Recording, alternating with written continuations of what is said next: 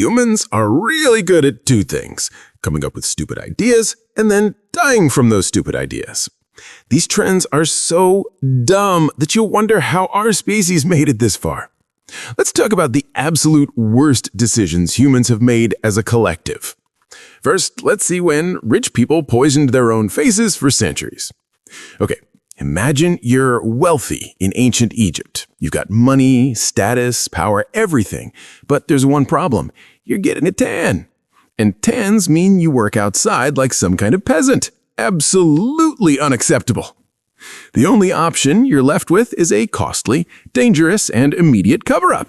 You slap lead-based powder all over your face. Problem solved. You look pale, refined, and completely unemployed. Perfect. This wasn't just an Egyptian thing either. The Greeks did it, the Romans did it, ancient China did it. For literally thousands of years, rich people across multiple civilizations independently decided, poisoning our skin sounds great. Fast forward to 16th century Europe, and this trend reached its peak with something called Venetian ceruse. It was basically lead carbonate mixed with water and vinegar to make a paste. People smeared this stuff on their faces for hours, sometimes even days at a time. Queen Elizabeth I was extreme heavy user. Historians think the lead makeup probably contributed to her death from blood poisoning. She used it not just to look pale, but to cover up smallpox scars. More makeup equals more lead equals more problems. But the most documented death was Countess Maria Coventry. She used so much of this crap that her skin literally started cracking and peeling. Open sores formed all over her face. And you know what she did? Covered them with more makeup. She died in 1760 at age 27. And if you think, oh, poor old elite didn't have science, they didn't know the side effects. Well, they were aware of it. They knew it was dangerous. Doctors warned about it. People could see what happened to heavy users. But looking wealthy was more important than, living. Fashion beats survival every time. Next trend we got is a form of entertainment so boring it literally killed people. Picture this. It's the 1920s. The radio exists, but TV doesn't. Entertainment options are limited. So what do people pay money to watch? A guy sitting on a pole for days. I'm not kidding. Flagpole sitting became a massive craze in America. It started with a stuntman named Alvin Kelly, who sat on a pole outside a Philadelphia department store in 1924 for several hours. People were fascinated. They're like, look at that guy. He's just sitting there. Revolutionary. Kelly turned this into a career. He toured 28 cities. People bought tickets to watch him sit. His personal record was 49 days in Atlantic City. Just a man on a pole slowly losing his mind while crowds gathered below. The trend exploded. Everyone wanted to be a pole sitter. Kids tried it in their backyards. Adults went professional. It was peak 1920s entertainment.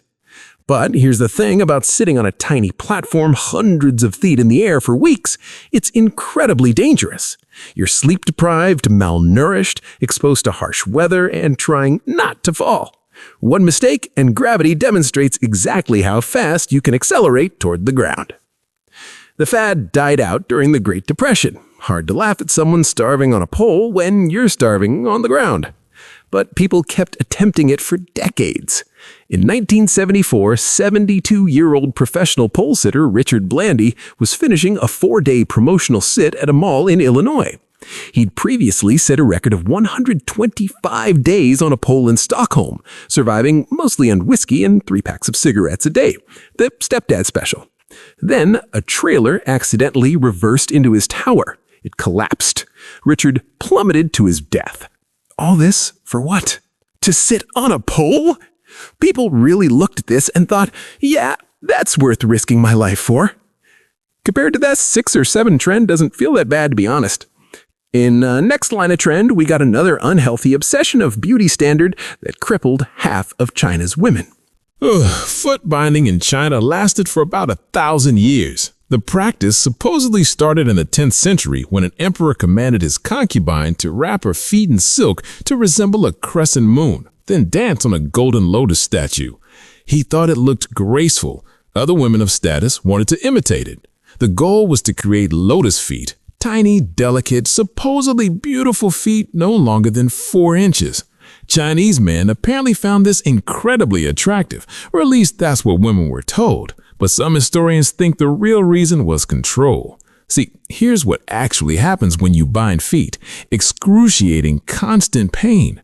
Women with bound feet couldn't walk properly. They moved slowly, daintily, or sometimes not at all. This conveniently trapped them at home doing sedentary work like weaving. It bound them to their homes just as their feet were bound to their shoes. And the process? Horrifying. Starting as young as 4 or 5 years old. Gotta mold those bones while they're still growing. Girls had their toes repeatedly broken and folded under the sole of the foot. The entire foot was folded downward.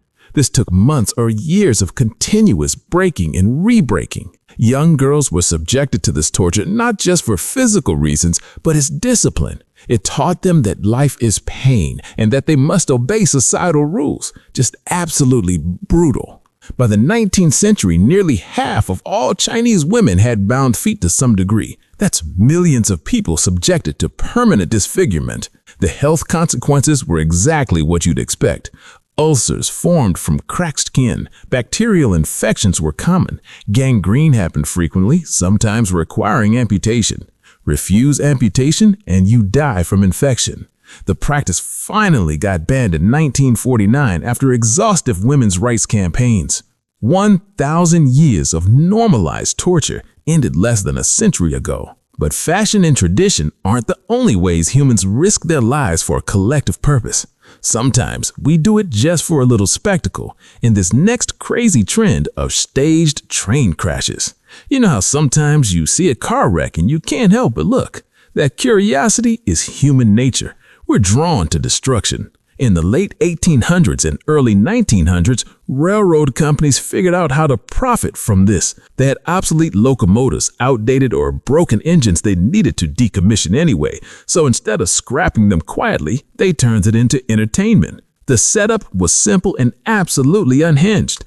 2 locomotives faced each other on a long stretch of track. The engineers set them to full steam ahead, then jump off. The trains collide at high speed while crowds watched. People paid money for this. Tens of thousands showed up to these events. Now, modern demolitions have safety protocols. When buildings get demolished, there are barriers, safety nets, exclusion zones. But in the 1990s, their safety protocol was stand back a ways. In 1896, a railroad company organized the Crash at Crush just north of Waco, Texas. They built a temporary town specifically for this event. Expected crowd, 20,000 people.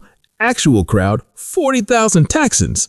That should have been a warning sign, but double the crowd meant double the money, so they went ahead anyway. The 2 trains accelerated towards each other, hitting 50 miles per hour before collision. They crashed as expected, but then the boilers exploded. Not expected. Shrapnel launched in every direction, including towards where 40,000 people were standing. Dozens were injured from flying chunks of metal. At least 2 people died instantly. Here's the wild part. The crowd didn't run away. They ran towards the wreckage to grab souvenirs. They paid to see a wreck and they were gonna get their money's worth. Safety be damned. And despite widespread reports of the tragedy, these staged crashes only got more popular. Events continued well into the 1930s before the trend finally died out. Exhausted and disgusting humanity.